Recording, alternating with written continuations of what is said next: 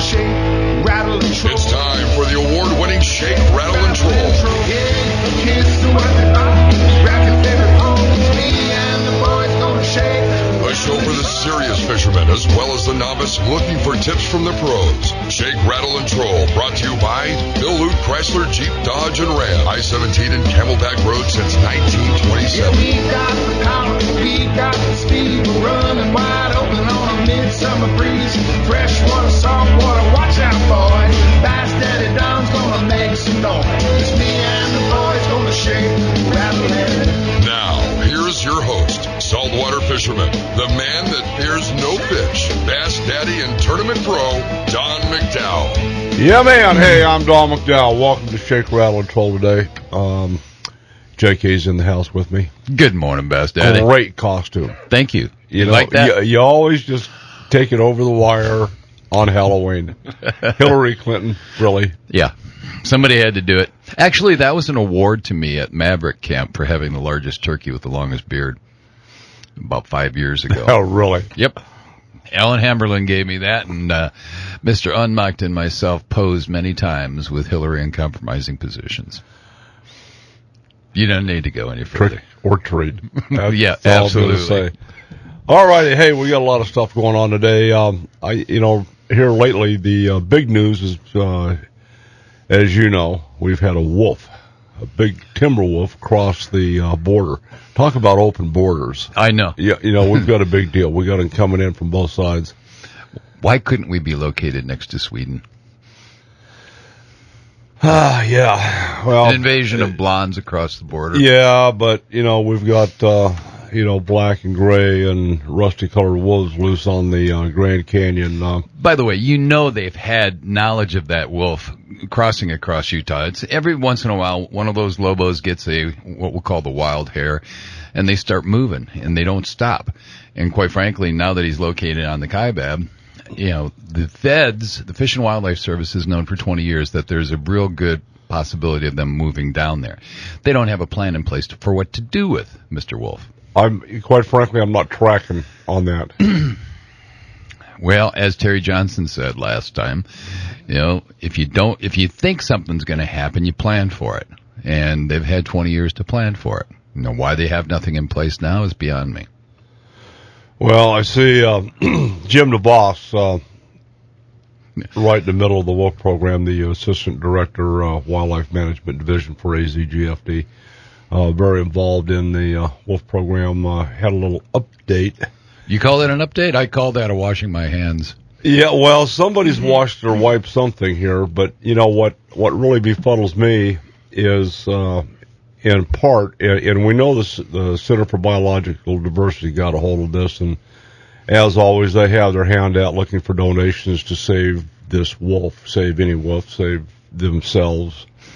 And he writes, a citizen, and there are no here's citizens where up I'm there. disturbed, obtained a photograph of the animal, provided this to the Center for Biological Diversity, and it goes on, which developed in a press release essentially stating that a northern gray wolf was observed on the rim of the Grand Canyon, and so on and so forth. I think that's in one way it's a good thing, because now we know we can't put Mexican grays up there because they get slaughtered by those bad boys. Yeah. So there goes that whole argument of placing them in quote-unquote suitable habitat. Well, the disturbing part is, I don't think the Fish and Wildlife Service really cares, along with the other so-called environmentalist, litigants. Enviro litigants, thank you. That's the most pristine mule deer herd in North America, period. Yep. And we're thinking 2.5, 3 years of the influx of wolves up there, it's gone. It would be if you released 100 wolves up there. Oh, yeah. Yeah, most definitely. Well, right now everybody's kind of washing their hands of it, like you indicated. Well, they can't do anything. Arizona Game and Fish Department cannot touch that animal. No, they can't. But apparently, according to Mr. DeVos, the Fish and Wildlife Service has amended their permit, and I don't know who. Since they issue permits, who are they getting a permit from? I don't know. Don't they issue their own permits? They do, but they have to go through the public process in order to get that permit. Even they have to follow their rules. So there is a process in place. They have to file a letter of intent. They have to do all the things. And I'm sure that there will be some objections to any form of removal of that animal from Arizona. Well, according to this, the permit issue is handled. I don't know what that means. We'll follow up that on Monday. Says that was accomplished this past week. The Fish and Wildlife Service will begin trapping efforts to capture the animals sometime this weekend, with the purpose being to obtain the collar. Well, we'll talk about that. Attach a new collar, collect tissues for DNA sampling to determine just exactly who he is, from whence he has come. Absolutely. And if I were any female German Shepherd in heat, I'd be real worried up there now. Well, there's also some mention of a wolf hybrid breeder in the area. Correct. Is that Flagstaff? Is that Page? I heard that was out of the Fredonia Page area, so Really? I'm not sure. Yeah. But we'll know more, because I certainly have a call into the Buckskin Boys to find out what they know Buckskin about it. chapter of the ADA? Yes. Yeah, they should be all over that. What was the circumstance? I had heard a couple of different things, and they both focused and funneled out into the same area. This wolf was had a radio telemetry identifying frequency as a timber wolf. Correct. Out of basically Wyoming or Montana. That's where it Okay, came from. what was, with the attitude of the Utah boys, their political agenda is no wolves. Period. Right. Boom. How did that thing get all the way from the northern border into Arizona? Remarkable restraint. How's that? I mean, we know that right now that wolf was giving off signals, but we knew the battery was weak on it, and that was as of 6 months ago. So they say. Yeah. Yeah. And certainly I wouldn't put anything past any organization trying to to plant one up there. That wouldn't surprise me in the slightest at all. And certainly we've found animals in Arizona that have remarkable, interesting tidbits as to how it got where it got. Well, it's, you had mentioned their ability to travel northern California, southern Oregon, wolf number OR7 in a very short time traveled in and out of northern California. And back into Washington. Yeah, like 3,700 miles, in a short period of time, which is just... Talk about loans. Yeah, giddy up, let's go. There's got to be a woman out there somewhere. Loping along. Yep. Not happening. By the way, and I noticed also on the press release from the Center for Biological Diversity that they're giving out their annual Dodo Award, and one of the biggest people that they're after is Congressman Doc Hastings, who has thankfully started putting some clamps on the Endangered Species Act and the fiscal irresponsibility of that, along with also the Equal Access to Justice Act, which is being hammered by our good friends, the Center for Biological Diversity, the Sierra Club, Humane Society, et cetera, et cetera. Well, aren't they under investigation from the Department of Justice at this point? I haven't seen anything official. I know that that started like in 2012. Yeah. The Humane Society of the United States is reprehensible at worst or at best, and they're just dishonest thieves at best, because they give less than 0.5% of their income towards shelters. And there was a release by Tom Remington which showed that remarkable amount of their money is spent on employees, benefits, packages, and mailings. All they are trying to do is raise money. It's marketing, it's a push. And then the Humane Society, of course, in Maine dumps in $3 million for an election they're trying to buy.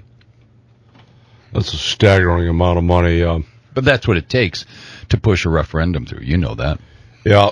Let's see. According to Tom, 31%. Let's put this into terms of dollars and cents so that I can wrap my head around this. That's over $38 million go to salaries, compensations, and employee benefits. It's good to work for the HSUS.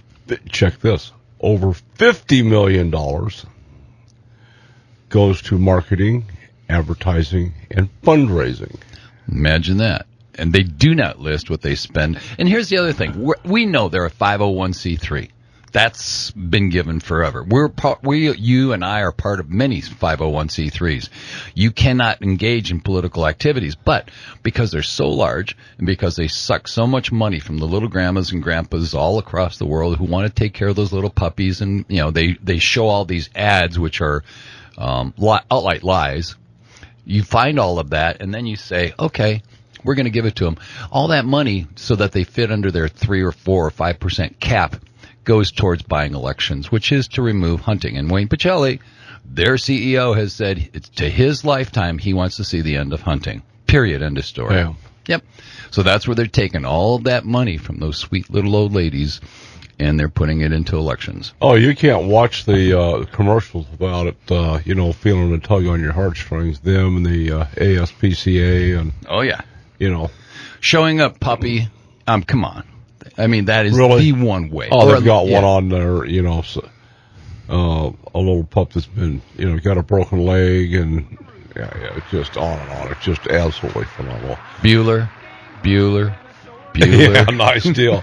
All righty, having said that, when we come back, we're going to tell you what's happening on the Willow Beach front hatcheries. I'm Don McDowell with Special K. We'll be right back. Mow the lawn or fix the roof.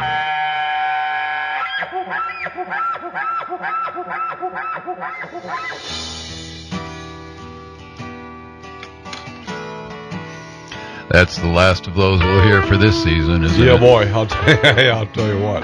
Yeah, getting pretty quiet out there. Yes, it is. You had mentioned Tom Remington. Tom does an excellent job, especially on that Maine bear referendum that he's fighting with the HSUS.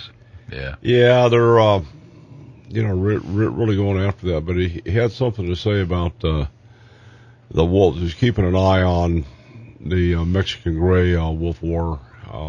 He's written that book on the reality of wolves, which is fast. I'm waiting for that one to come out. When's it due out? I wish I knew. I sent him in text the other day, and hopefully I'll get a response pretty quick. Well, he'll be joining us back end of November. Yeah, about mid December. We're also adding Gene Gilliland. Gene, you'll know Gene as a contributor to Robert Montgomery's book, Fish, Frogs, and Fireflies. Gene has written a number of publications, most notably for BASS, the manual on keeping bass alive. Correct. Does a great job, establishes minimum protocols for tournament weigh-ins with bump tanks and salt solutions or additives to keep the fish calm. Yeah. You think about that. I don't want to be jerked out of my home There cage. you are about to dine on a crawdad. The next thing you know, you have gone to the light. You're in a live well. Somebody's got their thumb in your face. You got a hook in your lip, and you go for a boat ride for, depending. It could be 8-10 hours. 2 to 8 hours. The next thing you know, you're in a bag, swinging back and forth. Wow. And you go. Yeah, but look at all the applause that you're getting up there on stage. Yeah, nothing like your first introduction to a drive-by weigh-in, that is. Then they repeat the process, and then they put you somewhere. It's like being abducted in Pine Top and getting dumped in Ajo. I mean, No, what? I could be abducted from Ajo and put into Pine Top, and I'd be a real happy camper. It's all a matter. It never works that way. I know. It just No. It never works. You spend your that way. life finding a place you want to be, and then all of a sudden you're gone. Well, it's pretty amazing. Anyway, there was some New Mexico Game and Fish statistics put out. Those aren't good. One of their game guys over there. Anyway, Tom's watching that. He's watching, the Northerns, the delistings and the fight. What's the update on Montana or Wyoming? Wyoming with their fight. I know Wyoming turned it back over to the Fish and Wildlife. I know they have a sufficient number of animals, and they're looking for a planned process that is acceptable to to the federal judge in Washington D.C. that says that there's enough of them. So we know that it's basically been a whole series of lies that have, at one time that we're only supposed to be 10 mating pairs and 100 animals to be declared as self-sustained at that point. There's thousands of wolves now, and they're doing what wolves do. They kill stuff to eat. Yeah, they do. That's the way they get along. But, I think more importantly, the antis, the Center for Biological Diversity, and in their kind, they go from judge to judge to judge to judge until they finally find, a liberal sob sister that overthrows stuff, A sympathetic judicial branch that sees the light their way. I'm hoping, we've really been watching this midterm election very, very, very closely, more closely than I ever have. And hopefully if it goes the way we think it will, there's going to be a lot. That being said, we still have 2 years to go. Yes, we do. And, if we take control, I say we because I'm one of them on the Republican side, we still got our work cut out for us. There's over 400 bills sitting on Harry Reid's desk. Wouldn't that be nice to just start dropping them like Congressman Salmon said, like a Chinese water torture test, just one bill a day? Well, here's one for you. There's a House Bill HR 822 that passed the House on November 16th in 2011. 2011 has been sitting on Reid's desk, and this is a bill to let's say, give you the ability, if you have a concealed carry permit, it makes that uniform in all the lower 48s. In other words, if you're licensed to carry here, you should be able to carry anywhere. Whatever your home state allows, you get that same privilege in other states. Do you have any idea how badly that would go over in, say, Baltimore or New York City? I mean, us Arizona boys, we feel very comfortable seeing people with weaponry. You do that in New York? Yeah, but good John, Lord. What you see is one thing. What I can't see is what makes me nervous. Absolutely. Yep. There's a whole lot of irresponsible people who carry weapons that should never have had them. We've got a whole bunch of guys that have concealed carry permits, armed guard cards, and this and that, and you know what you're dealing with. But I'm a pro advocate of being able to conceal and carry. The political climate that we live in, as we're seeing, you don't know who's going to do what, when, and or where. Nope. Too many whack jobs out there, unfortunately. Getting back on Tom Remington for just a second, he wrote, let's see what I do with that. Well, he's been busy, of course, you know that. He's done a lot of research on wolves. He understands the issues very well. Well, we it's not just America or the lower 48s. Oh, you saw the France report? Yeah, the France report. It says in France where wolves, or rather mostly hybrid mongrel wild dogs, and he doesn't mince any words. Oh, come on. That's sugarcoating are protected. It. Yep. And attack on private property, destruction continues to grow and escalate. In 2012, approximately 5,800 domestic herd animals were destroyed. 2013, 5,900. During the same period in 2014, a total of 7,500 animals plus. Now, those are mostly sheep and cattle. You know that. Well, yeah. That's what they do. Price of lamb has gone up tremendously in France. And what it's doing is it's driving people off the land, because you can't run a sheep operation if your sheep driveway is constantly being plucked off. I mean, that's money, and nobody's paying for it. Let me ask you a real direct question. Is this whole wolf issue, an ESA issue, part of Agenda 21? We're not alarmists, and I'm the voice of moderation and reason, but I certainly see that there's a concentrated effort by those people who do not want anybody on public lands to be removed from it, particularly the cattle ranchers who have been the stewards of the land for the last 150 years. So give me a break. No, I believe that there is a process in place, and that's what they want. EPA on steroids doing wetland. EPA doing wetland. On your private property. One more. Wetland mapping. Yep. Part of Agenda 21. I think so. But nonetheless. By the way, normally I would be sitting in the factory, BCT, Arizona. I would be doing my cards Sunday mornings, but there's a whole crew there this morning doing it.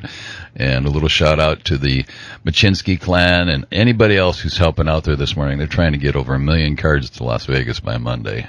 Godspeed, guys. You get them done by noon today? Yeah, I think they will. Nice job. Just exactly, what is Safeguard?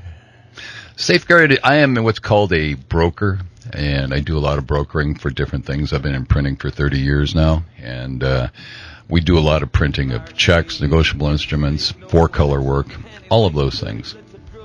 If you need something with your name on it, we can do it. All righty. Having said that, thank you for that, Safeguard Business Systems. All righty. Well, we'll be right back. 'Cause I don't look good naked anymore. No, I don't look good naked anymore. I'm a deep fried. All righty, JK. What do you know about Willow Beach? I know that Willow Beach. Willow Beach Hatchery is back. Thank goodness. Yeah, How many did they kill off inadvertently? Feds? Boy, that number, there were thousands. About 13 to 15,000. 1,000 fish, yeah. Yeah, well, Chief Cantrell has been working on that diligently, and we've had Congressman Paul Gosar has been working on that particular issue, but it seems that the deal has been made, and where they are, what had happened, the pump inlet, as the water went down, and I'm not going to pick on the people that ran the hatchery. Fish and Wildlife. Didn't have enough sense to go out and move the pipe or put a siphon on it so that it actually stayed in the water instead of watching the fish die. Rhymes with Fish and Wildlife. Yeah, it does. But anyway, according to information we have actually from Gary Stinson, says they have developed now a floating pump system to stay in the water and keep the fish all What a happy. concept, yeah. Yeah, well, the long and the short of it was that was rainbow trout, some of the endangered species, whether you agree with it or not, bony-tailed chub and razorback suckers were being raised. Those are my favorite big game fish. Yeah. Razorback suckers. All righty, yep. They make great plant food, just so you know. Little tomato or mustard sauce on a Ritz. You just don't do that. You just don't eat. No. You don't like sardines. I love sardines. What about anchovies? Oh, I absolutely adore anchovies. Right out of the bait tank, dip them in the Dijon, and down they go. I prefer mine on pizza, and I'm going to leave it at that. That's just wrong. No, that's right. It is, but anyway, we look to see a final MOU, if you will, or an agreement, whatever they're calling it today, with the Fish and Wildlife Service out of Region 2, to be all finalized within the next week and a half or so, plus or minus, whatever it takes. Well, if you look at what the Fish and Wildlife did was 2 years ago, they put out a paper that documented that they were changing their philosophy, and sport fishing was dropping from number 1 to number 5, and endangered species was bumped up to number 1. And quite frankly, what they were doing was the sport fishing industry, which pays for everybody's salaries, was dropped down to the bottom, and they were going to spend billions of their dollars on recovering. And here's the thing, Don. We know that species go away every day. It happens. In the United States and in Arizona, we've got 35 species listed as endangered right now. The recovery aspects are less than 2%. That means out of the 1,500 species that have been listed since 1973, that only 2% or 33 of them have been quote-unquote recovered. We're wasting taxpayer dollars in the billions because of animals that cannot survive anymore because of different things. Number one of which is we're here. Human beings are here. We have put in dams. We have put in lakes. We have blocked things. There's no way in the world that the narrow-nosed garter snake, which requires running water, is ever going to be able to survive now, no matter what we do. So if you want to go and take all of the ranchers all across the northern country where there are some streams from water runoff from snowmelt and tell them that they can't have their cattle along any riparian areas whatsoever, I mean, it's driving the industry Southern crazy. Arizona, they were talking about, 2,200 miles of... Not Southern Arizona, Mexico. Mexico has over 2,200 miles of that. Now, hold on. There was a movement or an initiative to restrict an awful lot of area, and that was been months ago. I don't remember what the total numbers were. I know. But it was huge. Oh, yeah. Well, they started all the way up from almost Hagler Creek area. That was one of the areas that they were concentrating on, because I sat through the PNRC meeting where they were talking about it, and there was a presentation by the Game and Fish guy from define the acronym for the listeners. PNRC is the Payson Natural Resources Committee meeting, and it's comprised of Game and Fish officials, Tonto Forest, which is where Payson is in that district, the cattle ranchers, and the cowboys. Cowboys. Yeah, boy. And I love those guys up there. Whether it's Johnny Johnson, and Mr. Klein, Woody Klein. Not to be confused with fisherman Johnny Johnson. No, definitely not. No. You don't want to go around the queue if he's not happy, you're not happy, I guarantee you. Well, the cattlemen up there pretty much know exactly what's going on. It's like if you want to know what's going on in America, go talk to a barber. Oh, yeah. Don't go to the salon, go to the barber shop. They've got it going on. That's where all the information in the world should flow, is through barbershops. You know that. Yeah, now the emphasis off of the narrow-nosed Mexican garter snake was kind of diffused through non-game up at the department.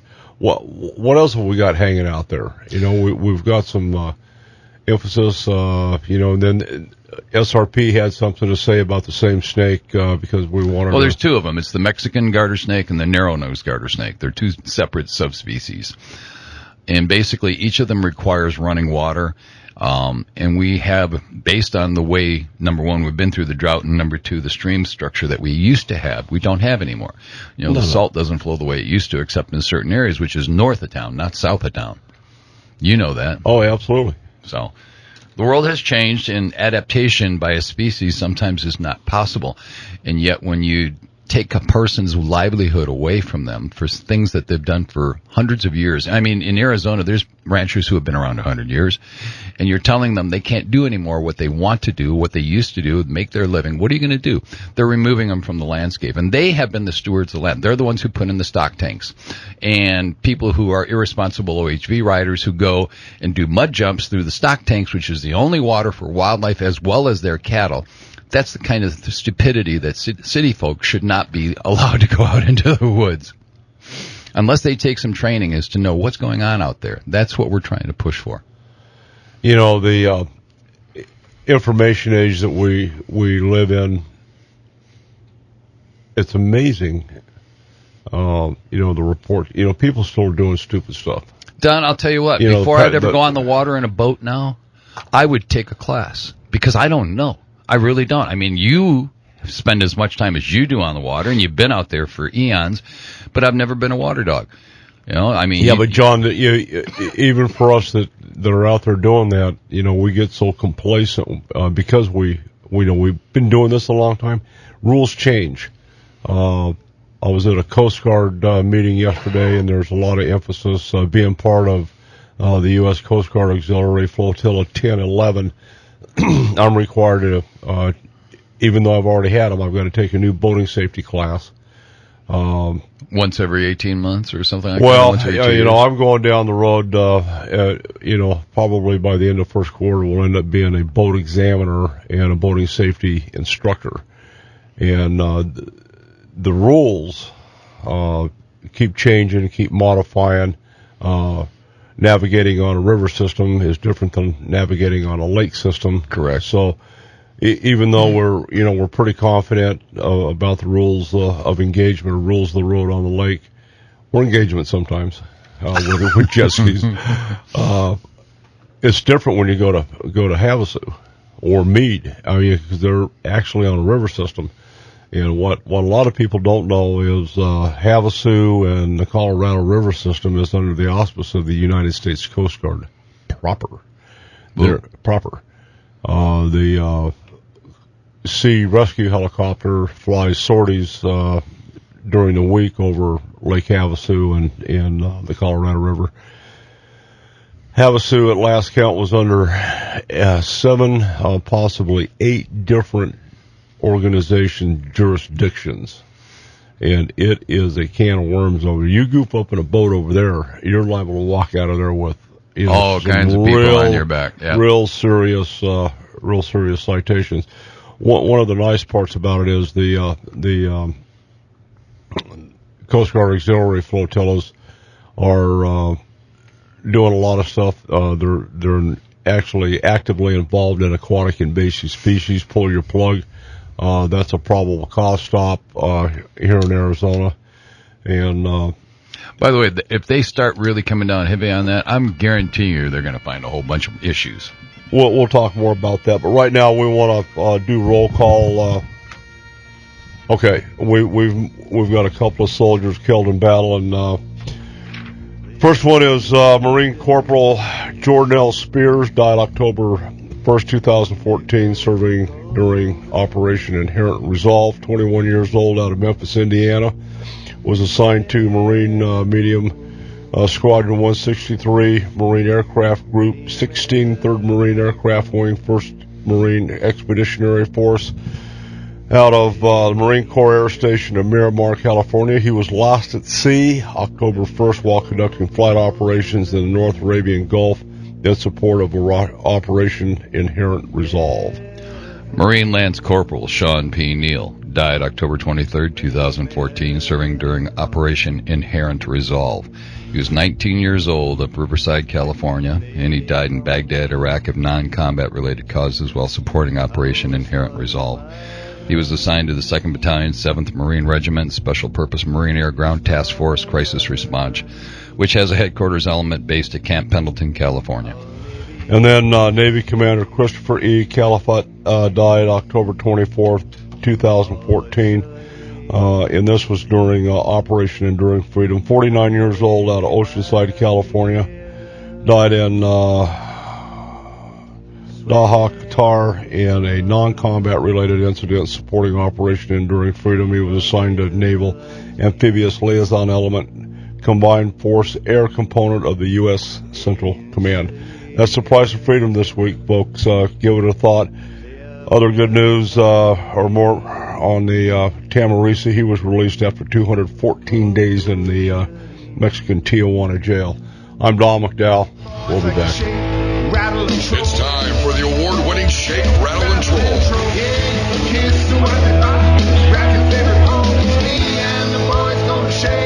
A show for the serious fishermen as well as the novice looking for tips from the pros. Shake, Rattle, and Troll, brought to you by Bill Lute Chrysler, Jeep, Dodge, and Ram. I-17 and Camelback Road since 1927. Yeah, we got the power, we got the speed. We're running wide open on a midsummer breeze. Freshwater, saltwater, watch out, boy. Bass Daddy Don's gonna make some noise. It's me and the boys gonna shake, rattle, and now, here's your host, saltwater fisherman, the man that fears no fish, Bass Daddy and Tournament Pro, Don McDowell. All right, we're back. Thanks for joining the second hour of Shake, Rattle, and Troll. During that last segment, you heard from Mark Bronovich, our candidate for Attorney General, and I think that's probably one of the most important seats that we have on the natural resource front. He gets it. He's been out there. He does that. Hunts, fish, gun owner. And he's also very aware of the issues for Arizona, and it's really particularly in opposition to the federal overreach for the state of Arizona, which we have a lot of. I want to introduce a guy that you may have heard before. However, he comes in a different capacity. Former Master Sergeant Christopher J. Dempsey. God love you. How are you doing? Hey, Donnie, it's good here to be with you guys this morning, man. We want to welcome you on the show as our senior military advisor.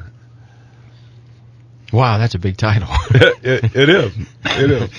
You get paid the same as we do, so don't worry Oh, about yeah, it. man. yeah. Oh, man. Yeah, all kidding aside, I want to thank you for your service. How long were you engaged in the military? How many years? Just right at 24 years. Woo! Just right at 24 years. What, you enlisted when you were 12? I joined the Marine Corps when I was 18, and I spent nearly 12 years in the Marine Corps. I got caught up in Clinton's the rift they were doing in the mid-'90s when they were downsizing in the '90s. So I got out in '96.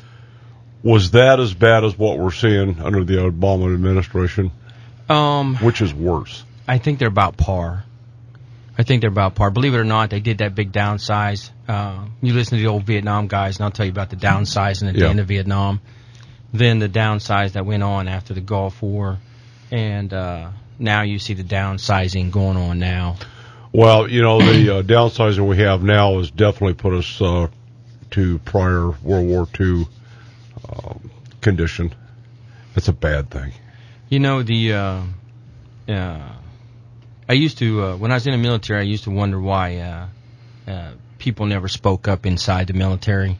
But then now I understand why. They always say, if you're working for the man, work for the man. If you're not working for the man, then... So now I see why a lot of those senior leaders never really had opinions until they got out. And now that I'm out, I look back and I see, the American people really put a lot of faith in their elected officials. And their elected officials is what controls those numbers. Yep. And a lot of times, most of the average person walking around ain't privy to what's going on in the world. They're not... they don't have the information that our elected officials have at their fingertips. And most of the time, all we can do is hope and pray that our elected officials are making decisions based off of good information. So you got to wonder why they're downsizing to a certain level. You got to ask yourself why, and you just don't always get that answer. And what's the answer in your opinion? I think technology probably drives that train. Technology does. I think people's abilities to, the United States' ability to move around the world. The United States is one of the few countries that can put anybody in the world in under 24 hours. Bam. Hello. Right. We're back. Right. And then you got the Navy's capabilities, and then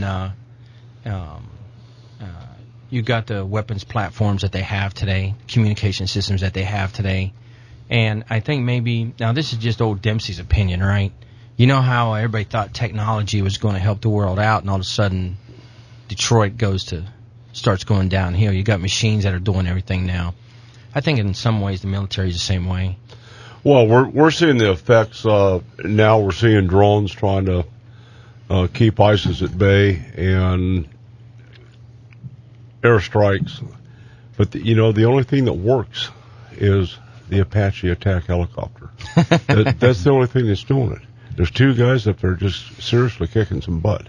Yeah, the crazy thing is air power is a phenomenal thing, but at the end of the day, it's only one piece of the puzzle. It can only do so much, and in a lot of ways. Rumor has it we've got about 3,000 special ops guys over there, acting in forward observer capacities, which they have to have. Uh-huh. Somebody's got to be up there calling the game, right? Game plays. Right. You're going to have those guys running around. You're going to have them doing their thing, and you're not going to hear nothing about them. And they're just the government's going to throw a number out there to tell you how many's out there. But you know what? When you look at a military that's got 2 million people, what's 3,000? Yeah, but that 3,000, if they're not in the right place doing the right stuff, you're going backwards. Yeah, you are. So they're like anything else. A handful of people that are specialized, that have the right equipment, communication abilities, they can make a big impact. Well, hopefully we do it in the proper manner. Awful lot of guys still at risk. Let's change gears and get out of Iraq and go to Afghanistan. Well, you know what, Donnie? After so many years of being in the military, when you start committing troops on the ground, when you start committing America's sons and daughters, that's a totally different ball game. Sometimes I can understand the apprehension about putting troops on the ground. I get that. So, but there does come a day. You ever heard that old story about sitting on the pot? Sometimes you got to get off that pot. I think we're going to, Wow. Oh, I forgot we're live, right? I thought we were just taping. Are you related to General Dempsey by any chance? Well, you know, you guys are about the same size. I'm just asking. When I needed that leverage, yes, I am. But, yes, I am. But in reality and legally, probably not. Probably not. Probably not. You never know. You just never know. Yeah, you never know actually who you're really related to. And you know what? Until you do the DNA thing. Even if we was, he probably wouldn't claim my side of the family anyway. I don't know. I don't think you give yourself enough credit. You're a very, very modest man. I've missed that Boston accent, by the way. Oh, really? Yeah. Just so you know, this man's very highly decorated. I knew that. I mean, enough so that he got to ride in Dale Earnhardt's race car. Well, that was kind of fun. Oh, yeah. Man. Yeah, that was kind of fun. Then I was down in Daytona, and I got to ride they were giving rides on the pace car, and you just don't understand how steep those banks are to your... In them. Looking at everything sideways. So they were doing about that pace car, it was doing probably about 100 miles an hour around the track. Nice. They say that's slow on that track, of course. Yeah. But, yeah, you're looking at a 200-mile-an-hour deal there. Yeah, but 100 miles an hour in a car where you look over at the pavement, you're about 2 inches away from it. And it doesn't, you don't see nothing at all. It just bam, you're past it. Right on. Yeah, it was pretty cool. Well, I appreciate you being here. How much hunting and fishing do you actually have in your background coming from West Virginia, let's say? You know what? I grew up with, we ran between West Virginia and Pennsylvania following the whitetail. Whitetail, black bear, West Virginia has a small game season. When I first got to Arizona, I couldn't believe you could hunt rabbits year round. Thought he died and gone. I was like, holy cow, you can hunt these things year round. And, they had a rabbit season, a squirrel season. It's kind of like they broke it out a lot more than when you get out here. And then, when I left, West Virginia, after I joined the Marine Corps, I went to North Carolina. And holy cow, I couldn't believe they could hunt deers off the back of a truck. In North Carolina? Yeah. And they learned that from Alabama. Holy cow, man. And then they said, well, I got a big one over here. And I went over, and that thing went much bigger than a dog. And I'm like, man, ain't no deer. What do you call that thing? I'm used to something dressing out pretty heavy, And then the only thing I never did that I wanted to do was to go turkey hunting up there. I never got a permit to go. I'll tell you what, turkey hunting. They're not very big, but that is one of the most. Excuse me. To me, 18 to 20 pounds here. Well, yeah, I get that, but they're exciting. And then when I that's like hunting a set of top end Zaborskis, man. They can see you blink. Hey, then when I first got to Arizona, I went up to Flagstaff because they said there were elk up there, and I ain't never seen elk. Man, this thing come walking by the car, and I say, kids, stay in the car, don't get out. I don't know what it is. Exciting from start to finish, and with me in 2014. Oh, nice. All right, hey, we're going to stand down when we come back. Well, maybe we'll go saltwater fishing if they're still there. You never know. We'll be back.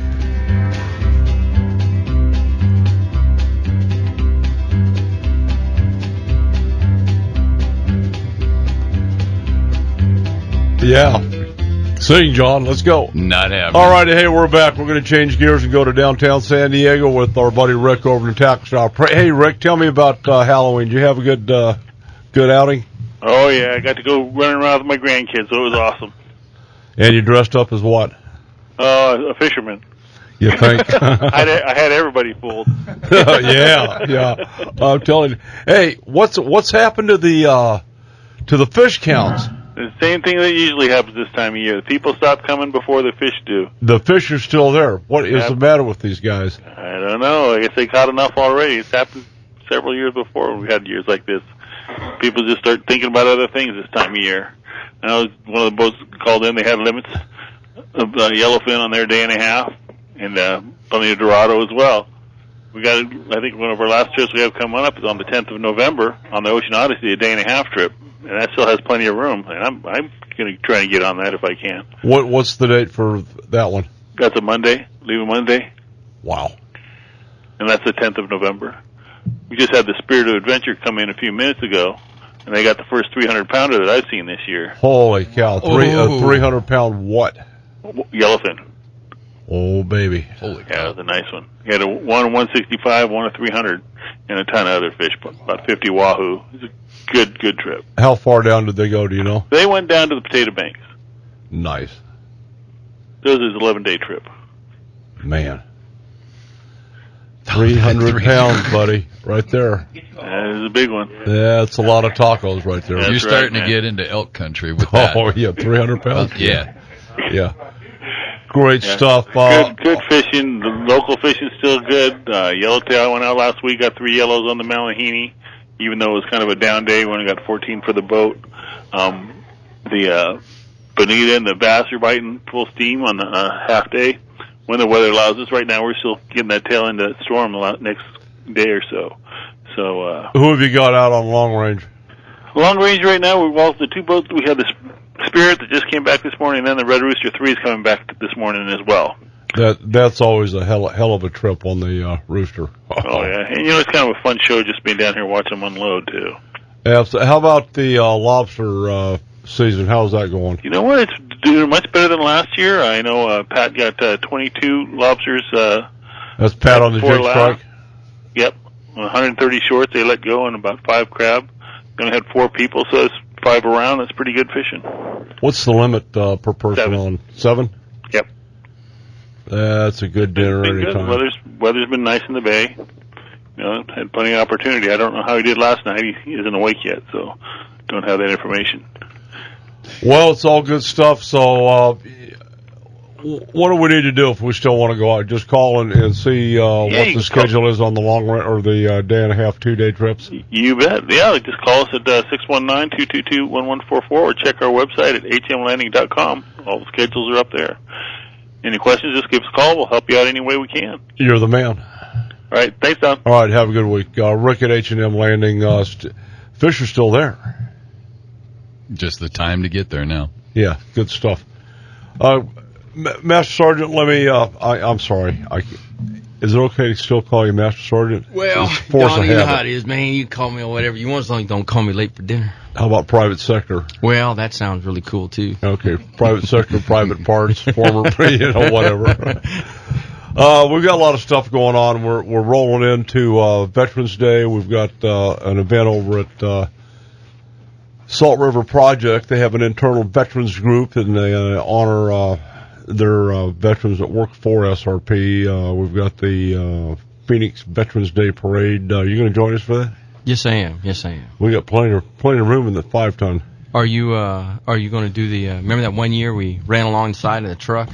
No, I'm driving the truck. So Don was driving the truck, so we went with Don on that parade, and I got out of the truck. I got kind of happy and leapy, and I jumped out of that truck and thought I'd shake hands with the crowd. This man, down through there. JK, this man ran the entire parade route, shaking hands. Especially, he'd find a guy wearing a Vietnam hat.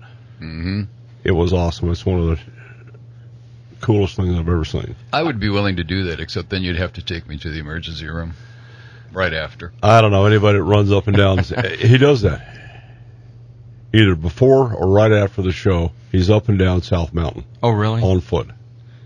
If I could find a way to do it other than on foot, I'd do it. He doesn't own a quad, so I mean, holy cow! What's he going up and down the mountain for? Trying to retain his youth. Recapture it. Recapture his youth? Yeah. It went away a while ago. I'm trying to catch it back up. Yeah. You're involved in the Military Families Foundation. What are some of your goals in and around that particular project we remember? You know what, Donnie? Project We Remember. When I got out of the military, I thought, well, how can I help these guys now? I wanted to be one of those people that didn't just talk about doing things. What can we do to help people? So, Project We Remember, Military Families Foundation. What we're trying to do is, I've talked to a lot of people, and what happens in most service members or veterans' lives is they don't need help 2 months from now or 3 months from now. They need help today. So Right now. So, Trying to make the transition from military to civilian life. Trying to make a transition. How'd that work out for you on that subject? You know what? I got really blessed, man. I got hired on with ADOT a few days after I retired, and when I walked into that world, there was I was with a group of ADOT people that had been around for 30 plus years, and a handful of them were veterans, and they created a great mentorship program over the last about 6-7 months. Really? And it made me realize that there needs to be a great mentorship program. You know, simple things like and I'll use the word civilians that you guys do in your lives. I had no concept of it. I'd been so... yeah, be easy. You're one of us now. Holy cow, man. I mean, you couldn't talk the same way. You couldn't act the same way. You couldn't... It was like my world got flipped upside down. And I wish I could explain it better to you, but... that pretty well covers it. Holy cow, man. And now I'm a recruiter for ADOT, right? Yeah, go figure. And holy cow, man! I want to hold that sign. Man, they took me to a recruiting event, and I started asking people questions. And I turned around and they said, "Whoa, wait a minute, man! You just violated every federal law out there." I said, "What do you mean I violated?" Come in, it's just ADOT. Don't worry about it. Now, did you have to go through sensitivity training and sexual harassment and all that kind of stuff? They had some EEO classes that they wanted you to go through, and not necessarily sensitivity training, so to speak, but I was amazed about that too, because it was really in line with what the military put you through. A lot of the same EEO type stuff, really? Civil rights stuff. Yeah, it was really, I mean, how you're supposed to act and talk and treat people in those work environments.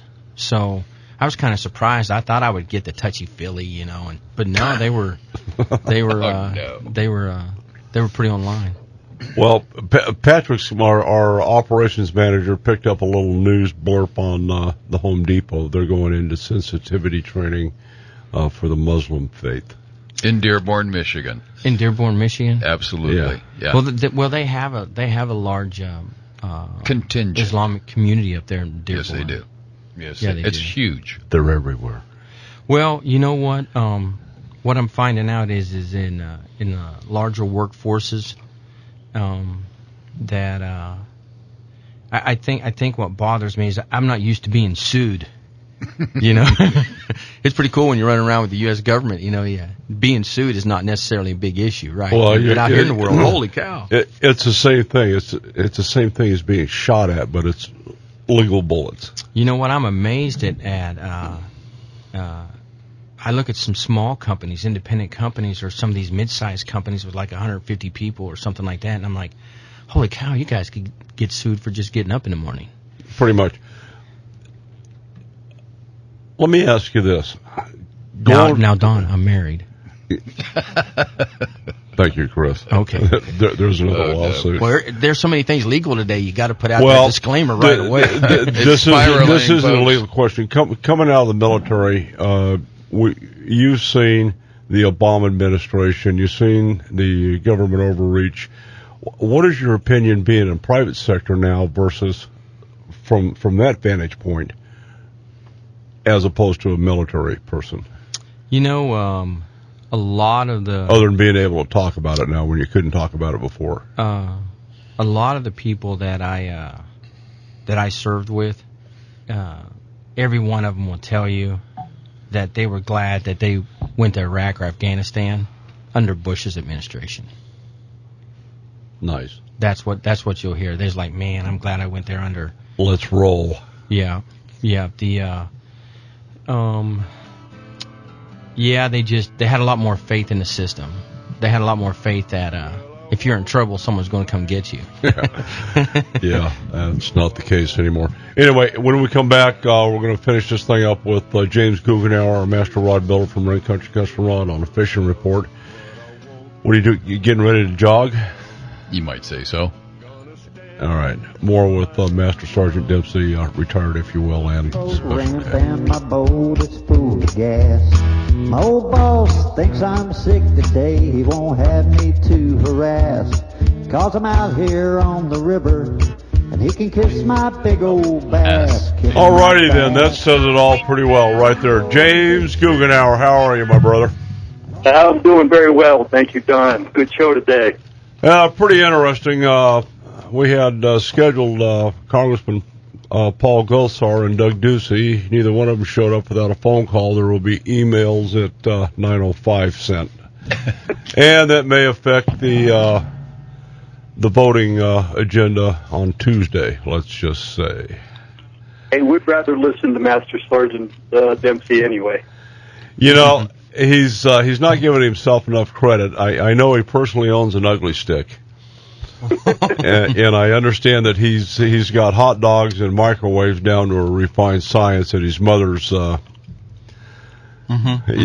I'm not even going there, but anyway, you gotta love this guy. You know, if you positively want it destroyed overnight, he's the guy to call right here. Absolutely. Awful lot of good training. All right.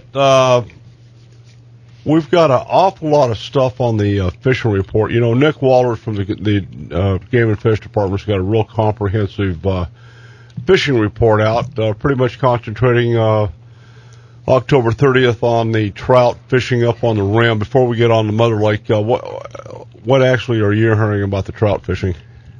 It's excellent.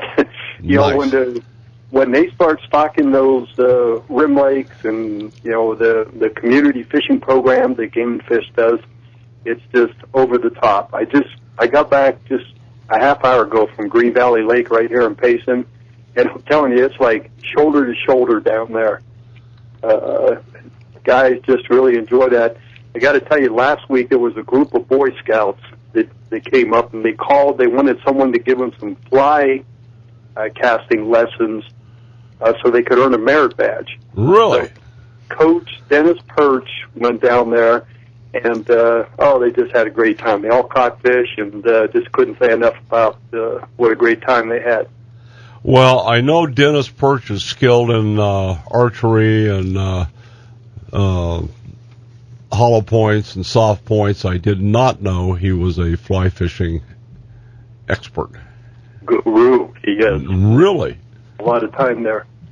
So the guys that are fishing there, they're telling me that the flies are working, dry flies are working, power baits and small spinner baits, but they got to be like a size 0, and they got to have a tail on them. You can't just throw the barrel hook out there. It's got to be the ones with the tail. But those are working good on all the lakes for stock trout. Interesting. Yeah. Okay, how about Mama Rosie? Yeah, looking really good down there. We went up 1% this past week, Don. We're sitting at 40% full. Bingo. And both the salt and the Pano are flowing right at 100% of our normal rates for this time of year. That's amazing. Yeah, that's good news for sure. On that note, are you getting any precipitation today? Yeah, we got a light sprinkle out here. Okay. A cool wind. You can definitely tell a cold front's moving in because that wind is chilly this morning.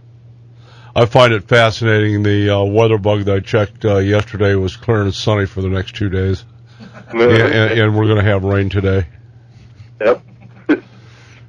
That's right up there with Doug Ducey showing up at 8 o'clock, so whatever. Who knows?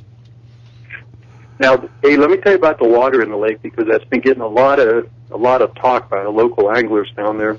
If you go to the main portion of the lake, it's pretty clear, and the further you get upstream, it becomes stained, and when you get all the way up to the salt end, and it's actually dirty running in there still, but it's not affecting the overall lake. The good news is that stained water is contributing to a great pitching and flipping bite. A lot of guys know where Campaign Bay is. It's on the salt end, up by Schoolhouse Ram. Mm-hmm. And there's a lot of stick-ups there. And guys are telling me that if you're skilled at flipping and pitching, that a black and blue 3/4 ounce jig was just slaying them. Bam. So that seems to be the universal color up there. Yeah, that especially when you get into that dirty water, I think that's the trick. Guys that are fishing the main lake where the water is more clear, they're still doing more crankbaits, spinner baits, reaction type baits, and the drop shot. So it's interesting. In the clear water, the drop shot worm that everyone is using is a translucent, kind of like a morning dawn robo worm, if anglers are familiar with that. But as you move up into that stained water, it's more of a Senko bite up there with a green with gold plate color. So it depends on the water clarity. Seems to be playing an important part on fishing success this past year or this past week. What suggestion are you making on fishing the Senko, Texas style or wacky? They're fishing them wacky off main lake points. They're in like 15 to 20 feet of water, and but the bass are feeding on shad, so they're schooled up pretty good. And if you can find one of these points where they're pushing shad up there, it's a lot of fun. Even in the clear water, I mean, guys are catching good numbers there. Any discussion on Carolina rigs at this point? Yes. Were you talking to anybody in Tonto Basin this past week, Don? No, I've been extremely busy, quite frankly, and I've talked to some guys that were up at Bartlett, just really whacking them. Bartlett's been, I'm not going to say it's been on fire, but it's been real hot. Right. So the Carolina rig, everyone's kind of familiar that that's a bottom kind of fishing technique. And what's happening when bass attack these school of shad, a lot of the intershad will fall to the bottom. And it's not surprising that bigger fish hang under the schools of chasing shad, and they'll pick off these shad that are falling to the bottom. So a Carolina rig that's dragging along the bottom is catching some nice quality fish. I heard a 4 and a 5 got caught this week right outside of Sally Mae Cove. Wow. Using a Carolina rig, and everyone knows there's a big flat there. Right where the flat drops off in the deeper water is where they were picking them up. Back over on the colors. Has anybody been talking about throwing hula grubs? No, I haven't heard too much. Nobody mentioned that. It was more, just flipping and pitching jig. Okay, well, a lot of times, the hula grub on a half or 3/4 ounce bullet weight is an excellent bait to pitch. Yep, absolutely. And I did not that wouldn't work. I just didn't talk to anybody that was using it this week. All right, good stuff. What's the prognosis for percentage of fullness, if you will, by the end of the year? Have you heard any predictions from SRP or anybody on Roosevelt? We keep watching that because and it's actually Bureau of Reclamation. They're still taking water out of Roosevelt Lake to keep the downstream lakes pretty full. So that's usually an indication that they're anticipating a wet winter, and that's really the hope up here. We've looked at some forecasts that say that we could get a lot of snow on the rim this winter, and if that happens, we could be in the 70 to 80% full going into the springtime next year, which would just be, especially for a western lake, that would be magnificent. Well, the prognosis for the balance of the year, wintertime, let's say, from NOAA and some of the other weather agencies, albeit apparently not a refined science, especially with the fallacies that we have to put up with them. We're supposed to have a pretty wet winter, and I find it pretty interesting. We can only hope. Well, yeah, hopefully that's the case. But we see the lakes left at fairly full levels. When we're supposed to have a wet winter, when we're supposed to have a dry winter, they drain the lakes and hope for the best. It just doesn't seem to be a clear science, let's say. Yeah, that's absolutely true. I've seen it both ways. But like J.K. is saying, let's just hope we get some snow is really the answer. With nice rains are good, like we've had here in the fall, and they help the lake a little bit. But really, you just can't replace a good snowfall that just brings a steady stream in the spring of water going into the... Yeah, the key is to have a heavy snowpack and a slow melt-off. Those are the combos that we really need. Yeah, you're exactly right. Let me ask you one more question. Back on the Senkos, what color seem to be working? Would you say watermelon with gold fleck? Yeah, if you're fishing the stained water, it's an opaque green color with a gold flake. And fishing Senko, fishing wacky.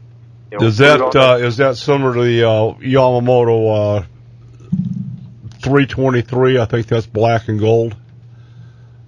I'll tell you that hula grub in that particular color, black with the gold flecks, is just man, it's brutal on bass up at Bartlett.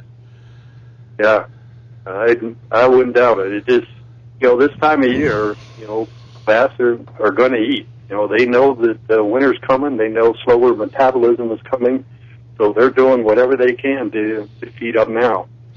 Yeah, that's like stocking up on Dunkin' Donuts maple bars. There you go. Yeah, buddy. Yeah, all righty. Anything else to add? You got any sales coming up for, we're sliding into the holiday season. I don't want to preempt that too early, but... Oh, don't go there now. It takes him a while to build a rod. Point. Okay. Just him.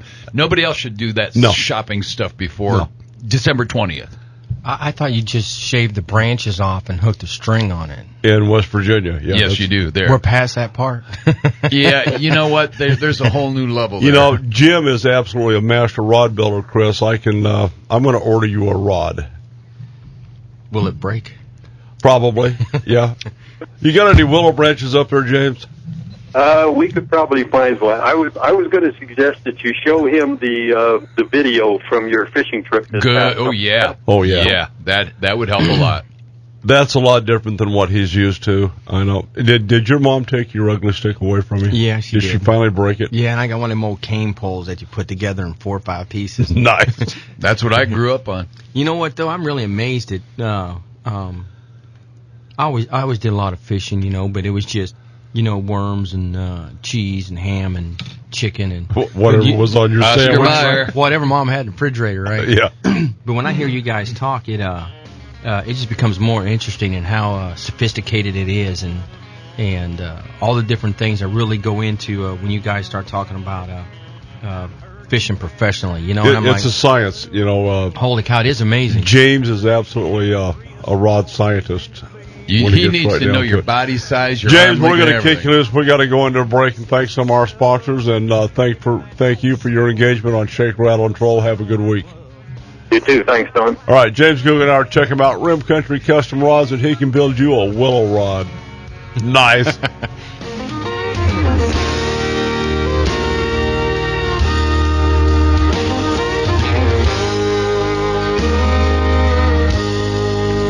All righty, we're back.